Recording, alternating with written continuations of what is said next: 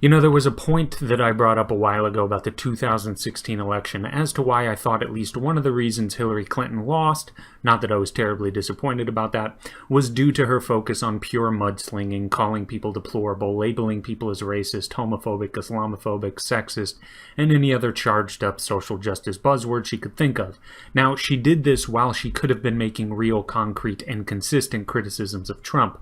Namely, there was an interview Trump did while he was campaigning in 2016, and he was asked about his proposed tariffs to bring back jobs to the US. And in a rare event, the mainstream media was actually concerned with the unintended consequences a policy might bring forth. So they asked Trump, even if he increases the amount of jobs in the US from the tariffs, is he not worried about the increase in prices we would see from the tariffs? And Trump confidently said he did not care. We had to do it. Tariffs had to be on the table.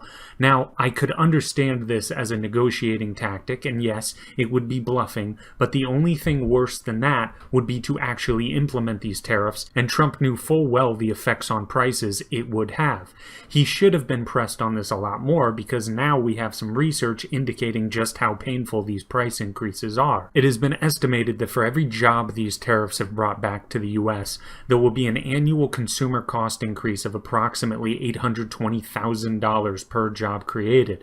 This totals to about $1.5 billion. Now, I don't think it's necessary to read The Art of the Deal to see that that is not a good deal. As has been pointed out many times before, tariffs are just another form of taxation.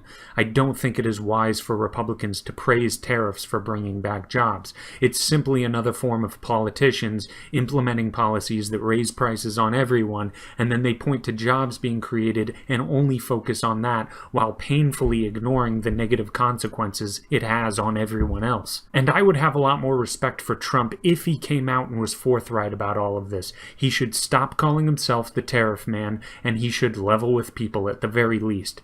Tell everyone, hey, there's going to be an increase in prices, but we have to do this to show China who's boss. I would still disagree with him, and I still think the ends would not justify the means in this regard, but at least he would not be trying to pull one over on everyone. Now, I know what Trump supporters would say. They would say that this is still necessary for our ongoing trade negotiations with China, and hey, look at the unemployment rate going down.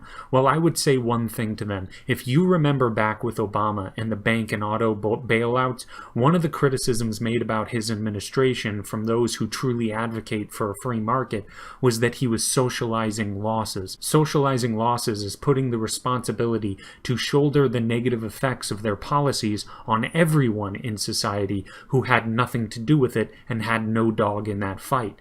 And you do this so you can have one economic metric tick downwards that you'll be able to spin and make yourself look better. All the while, society suffers more. It's disingenuous and it's completely antithetical to a free market view of how the economy should operate.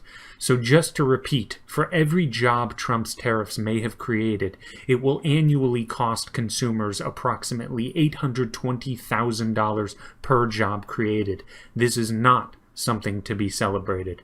But that's got to be it for now. Like and subscribe if you like this stuff, and you all take it easy.